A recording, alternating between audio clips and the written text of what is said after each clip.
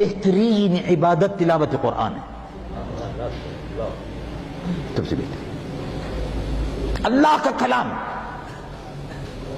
یہ بندہ فرش زمین پر تلاوت کرتا ہے اور عرش بری پر سنا جاتا ہے، اس کو تلاوت۔ اس کے بعد درود ہے، اس کے بعد عبادت درود ہے، استغفار کی تسبیح ہے، نوافل ہے۔ اگر قضاء عمری ہے تو قضاء عمری پڑھیے، نوافل نہ پڑھیے۔ پھر جس شخص کے ذمہ میں قضا ہو نمازیں، اس کو نفل پڑھنے کی کیا ضرورت ہے؟ وہ تو بے وقوف ہے، اس کو تو فرضوں کا حساب دینا ہوگا۔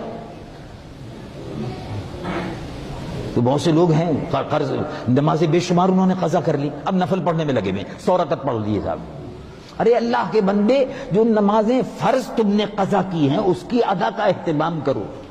نوافل بڑی اہم ہے اپنی جگہ پر، لیکن جس کی نمازیں قضا ہو، سوال پہلے فرض کا ہوگا۔